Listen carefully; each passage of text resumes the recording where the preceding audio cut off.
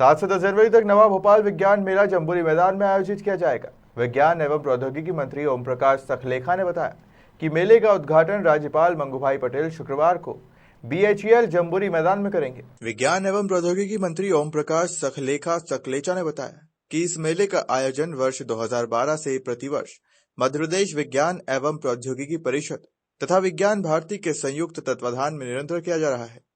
उन्होंने बताया कि यह आयोजन सभी के लिए निःशुल्क होगा। मेले में कोरोना प्रोटोकॉल का कड़ाई से पालन किया जाएगा।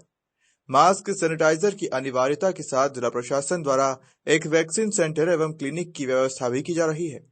विज्ञान मेले के महत्व को रेखांकित करते हुए उन्होंने बताया कि पूर्व वर्षों में देश के ख्याति लब्ध वैज्ञानिकों, शिक्षाविदों, पर्यावरणविदों द्वारा विद्यार्थियों का मार्गदर्शन किया जाएगा। वर्ष की बहुत बहुत शुभकामनाएं। आने वाला वर्ष सबके लिए बहुत मंगलमय हो, यही कामना। अभी 7 जनवरी से 10 जनवरी के तक विज्ञान मेला हम लगा रहे हैं जम्बूरी मैदान में। 7 जनवरी को माननीय गवर्नर साहब उस मेले का उद्घाटन करने पधार रहे हैं और समापन में 10 तारीख को माननीय मुख्यमंत्री जी की टेंटेटिव प्रोग्राम आया हुआ है।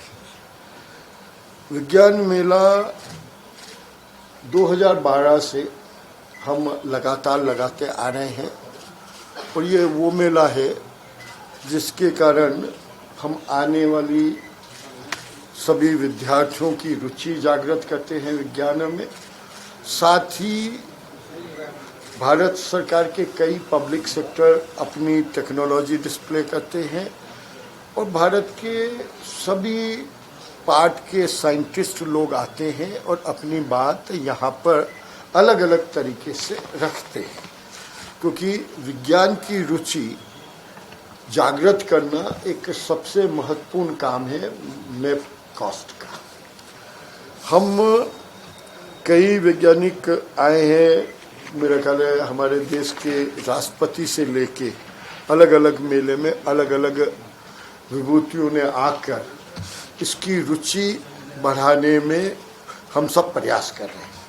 आज भी आप सब से बात करने के पीछे मेरा मुख्य उद्देश्य यही है कि हम आप सबके माध्यम से ज़्यादा लोगों के ध्यान में ये बात आए कि विज्ञान प्रदर्शनी सब देखने आए और हमारे सभी बच्चों में इसके प्रति रुचि जागृत हो और हम तेजी से विज्ञान में आगे बढ़े। इसमें कई विद्यार्थी जाते हैं, अंतर्राष्ट्रीय लोग भी बहुत सारे आते हैं। इसमें प्रमुखतः DRDO, NPCIL, BrahMos, NTPC, CSIR, ICMR ऐसी कई लैब्स भी रहेगी। इसमें स्टार्टअप, इंक्यूबेशन, इनोवेशन को भी हम बढ़ावा देते हैं इसके माध्यम से। और हम इसी के साथ छोटे कारीगरों का शिक्षण संस्थाएं भी सब रहेगी, सभी यूनिवर्सिटी के लोग भी आएंगे और कोरोना के मामले में भी बहुत कोरोना के प्रोटोकॉल की सब व्यवस्थाओं का ध्यान रखा जाएगा। क्योंकि मेला 1.5 महीने 2 महीने पहले तय हो जाता है, 1.5 महीने पहले, इसलिए एकदम हम तारीख अगर कोई ऐसी परिस्थिति आएगी तो ऑनलाइन उसको ज़्यादा कन्वर्ट हो जाएगा फिजिकल के बजाय, लेकिन वो लाइव रहेगा। भाई साहब लगातार बैठक आप कर रहे हैं MSME डिपार्टमेंट में ने अगले 2 साल में 30 लाख नए रोजगार सृजन करने के अलग अलग प्रस्ताव सब मिलाकर दिए हैं, जो CM साहब ने जिसको बहुत अप्रिशिएट किया और कल की उनकी शायद ब्रीफ में ये बातें आई हैं। इसके माध्यम से और हम इसी के साथ छोटे कारीगरों का भी जो लोकल आर्ट होती है, चाहे बुदनी के लकड़ी के टॉयज हो, चाहे छतरपुर साइड की मिट्टी के अलग अलग आर्ट हो, चाहे हमारी चंदेरी हो, चाहे हमारी अन्य कई कलाएं हैं, उनको भी हम इसमें मौका देते हैं। साथ ही हम टेक्नोलॉजी में दुनिया की विभिन्न टेक्नोलॉजी के बारे में भी अलग अलग सत्र के माध्यम से हम उसके बारे में भी चर्चा और गोष्ठियाँ करते हैं कि दुनिया में आज के दिन किन किन टेक्नोलॉजी पे क्या क्या चल रहा है। और मध्य प्रदेश इसी के माध्यम से धीरे धीरे हम अन्य सब चीज़ों में भी कोशिश कर रहे हैं। यही आज का मूल विषय था कि आपके माध्यम से सब तक ये जानकारी पहुंचे और लोगों की रुचि बढ़े। बड़े साइंटिस्ट हैं या बड़े कुछ बाहर से फॉरेन के जो आप बुला रहे हैं डेलीगेट्स, उनमें कुछ नाम बता दीजिए जो आने वाले हैं। DRDO के साइंटिस्ट आएंगे। नहीं, देखिए आप नामजद आपको APJ अब्दुल कलाम एक साइंटिस्ट थे जो आ रहा है, ऐसा कौन आ रहा है? मैं आपको कल शेड्यूल पूरा लेके, क्योंकि मैंने नाम की एग्जैक्ट अध्ययन करके उस तैयारी से नहीं बैठा। कितने गेस्ट आ रहे हैं ये? कुल कितने गेस्ट आ रहे हैं? लगभग 16 स्पीकर्स को हम लोगों ने बुलाया है और जिनमें DRDO के भी लोग हैं, कुछ इसरो के भी कुछ लोग हैं। यहाँ जो MCF है उसका भी पार्टिसिपेशन रहेगा। DRDO का ब्रह्मोस एरोस्पेस वो एक स्टॉल रहेगा, उसके भी एक्सपर्ट्स हमारे साथ में रहेंगे। आपको पूरी लिस्ट हम प्रोवाइड करवा देंगे घंटे भर में। नहीं, 1 घंटे नहीं, इसमें ये तो लिखा हुआ है कि ब्रह्मोस, DRDO ये सब हमने लिखे हैं, नाम नहीं लिखे हैं, तो नाम हम आपको अभी 1 घंटे में भिजवा देंगे। कोई मेजर डिस्प्ले किस चीज का रहेगा तो वो ऐसा? नहीं, मेजर इन सब के डिस्प्ले है। ड्रोन को लेकर भी कुछ स्पेसिफिक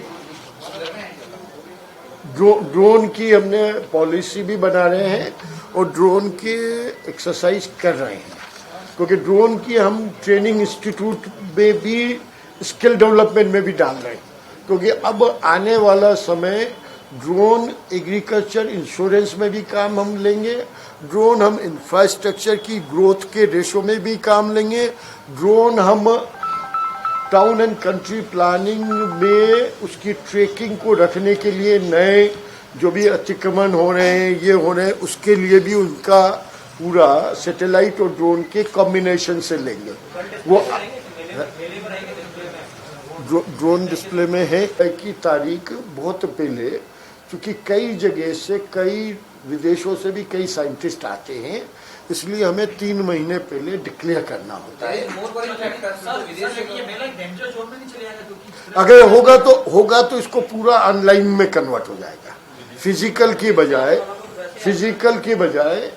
नहीं तो जो विदेश से आने वाले उनकी तो ऑलरेडी पॉलिसी है पूरे इंडिया में कि उनको आइसोलेशन में जाना है। हाँ, तो जाएंगे। अब वो जो ज्वाइन कर पाएंगे वो करेंगे, और जो नहीं ज्वाइन कर पाएंगे वो ऑनलाइन जुड़ेंगे। जी से आने वाला 15 आइसोलेशन देता है, तो आपका 2 दिन बाद पहला चालू होगा। कुछ लोग आ चुके हैं, कई लोग अभी आइसोलेटेड है या नहीं है? वो एग्जैक्ट डाटा मैं आपको कल भिजवा दूंगा। सर, कोई वेल नोन पर्सनालिटी, कोई नाम जिसको कहेंगे हाँ भाई ये रहेंगे? एग्जीबिटर सर 100 से 110 के आसपास स्टॉल्स रहते हैं, रवि लगातार आ रहे हैं। ब्रह्मोस आ गया है, इसरो का लगभग आ गया है, कई ऐसे स्टॉल्स बड़े बड़े आ चुके हैं। आप अगर चाहें तो जाके देख सकते हैं वहाँ जमहूरी में। हमारी पहले इच्छा यही थी कि हम आपको वहीं बुलाए, ताकि आपका एक साइड व्यू भी हो जाए। मंत्री जी, विज्ञान भारती किस भूमिका में रहने वाला है? क्या काम रहेगा? विज्ञान सर, ये मेले के अलावा और क्या मतलब कर रहा है? MP में क्या कर रहा है मध्य प्रदेश में? that's a very good question, and I'm really happy that we are actually coming to the point. I'm very happy on this question, क्योंकि बाकी सब बातें अपनी जगह है। अगर आपको ख्याल हो, पिछली बार डॉक्टर हर्षवर्धन आए थे एम्स की एक उसके उद्घाटन के उसमें, तब पहली बार विज्ञान साइंस एंड टेक्नोलॉजी विभाग ने MSME के साथ मिलकर 36 CSIR की पूरे भारत में लैब है। उन लैब के साथ पहली बार किसी स्टेट ने एग्रेसिवली एग्रीमेंट किया। हमारा 3600 CSIR की अलग अलग लैब में अलग अलग टेक्नोलॉजी डेवलप होती है। उन सब टेक्नोलॉजी को MSME के यंग जो एंटरप्रेन्योर आते हैं उन्हें सस्ती कॉस्ट पे, क्योंकि मध्य प्रदेश में आज की तारीख में एंटरप्रेन्योर्स की कमी नहीं है, उनकी रिस्क लेने की क्षमता में भी कमी नहीं है, लेकिन डायरेक्शन में और टेक्नोलॉजी के सिलेक्शन में कंफ्यूजन होता है। तो साइंस एंड टेक्नोलॉजी विभाग उसके लिए पूरी गहराई से इन सब टेक्नोलॉजी को ट्रांसफर में हेल्प कर रहा है, ताकि जितने MSME में टेक्नोलॉजी के कारण यूनिट अटकते हैं और फ्लॉप होते हैं इन बिटवीन, और पहले टेक्नोलॉजी इंडस्ट्री में चलती थी 15 से 20 साल, अब 3 से 5 साल में हर प्रोडक्ट का स्वरूप बदल रहा है, टेक्नोलॉजी बदल रही है, तो साइंस एंड टेक्नोलॉजी डिपार्टमेंट ही उसे अपडेट करता है। अभी हमने एक टेक्नोलॉजी के लिए एक एडवाइजरी बोर्ड भी बनाने का तय किया है। पीछे जब इंदौर के मेले में माननीय मुख्यमंत्री जी ने घोषणा करी थी और आज भी हमारी उस पर चर्चा हुई कि कंट्री के बेस्ट साइंटिस्टों का हम एक एडवाइजरी बोर्ड बना रहे हैं, जो समय समय पे किस किस टेक्नोलॉजी को हमें एक्वायर कर कर नीचे जमीन पे उतारना है, क्योंकि अभी तक पूरे भारत में सिवाय गवर्नमेंट ऑफ इंडिया के कोई भी स्टेट गवर्नमेंट ज़्यादातर IT का काम डिफरेंट डिपार्टमेंट का कर कर ही अपनी पूर्ति कर रहा था।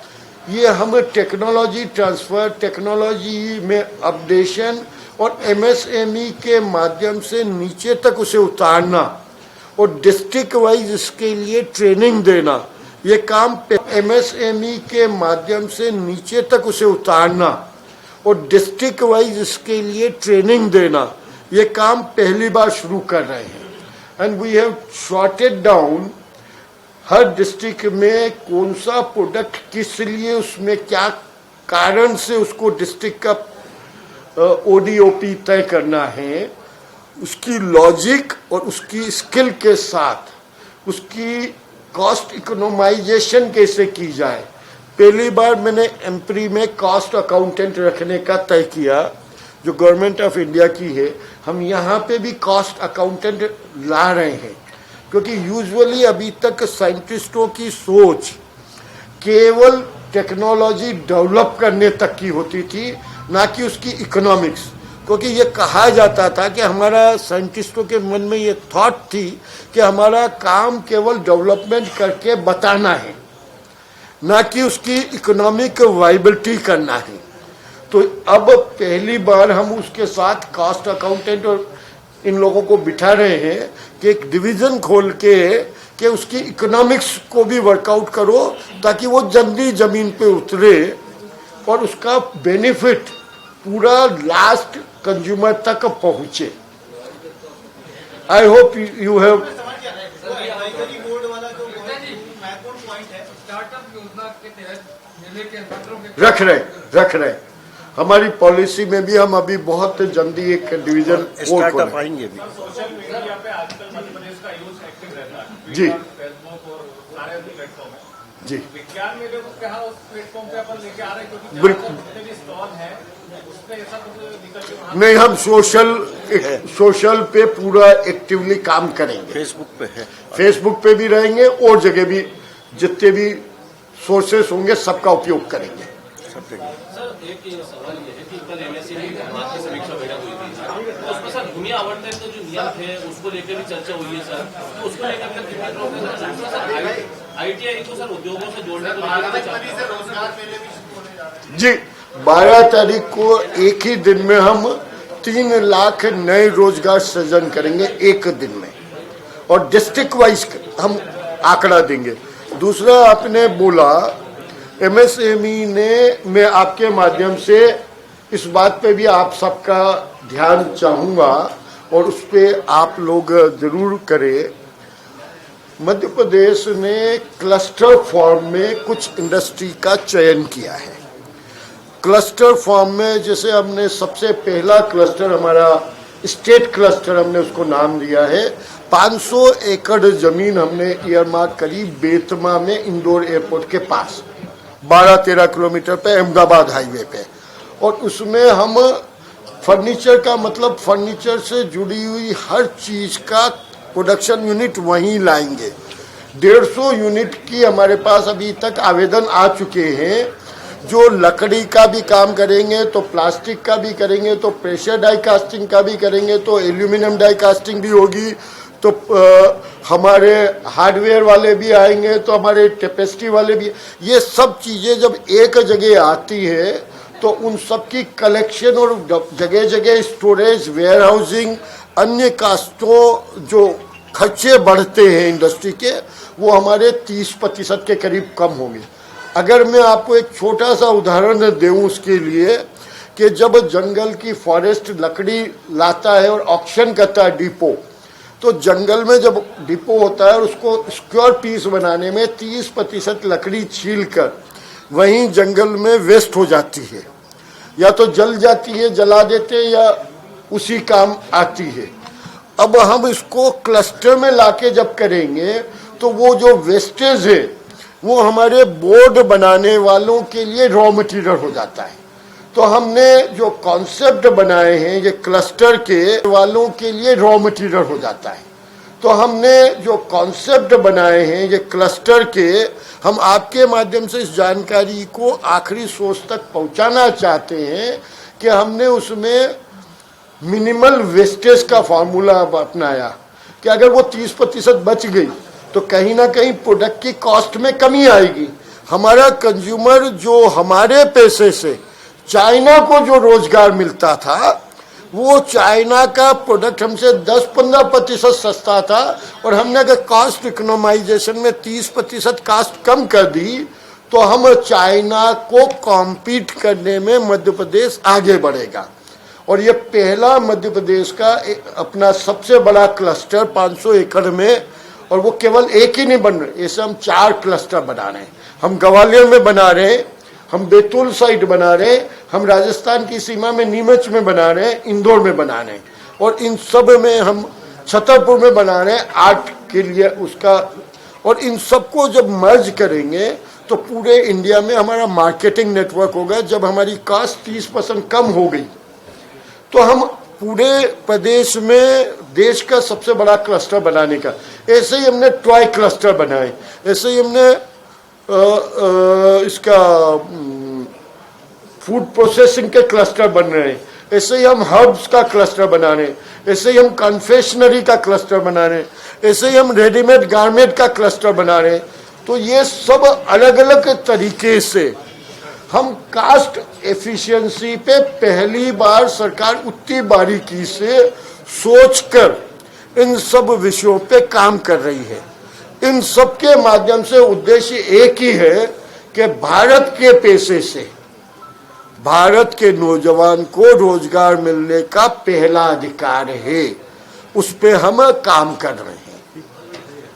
प्रमोट करने में अपना सहयोग देता है, क्योंकि उनकी डायरेक्शन और एडवाइस इस पूरे इसमें रहती है, क्योंकि वो 2-3 संस्थान मिलकर इस कार्यक्रम को करते हैं हमेशा शुरू से।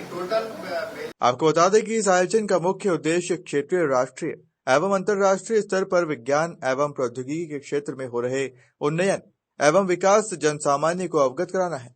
भोपाल से उमेश यादव की रिपोर्ट।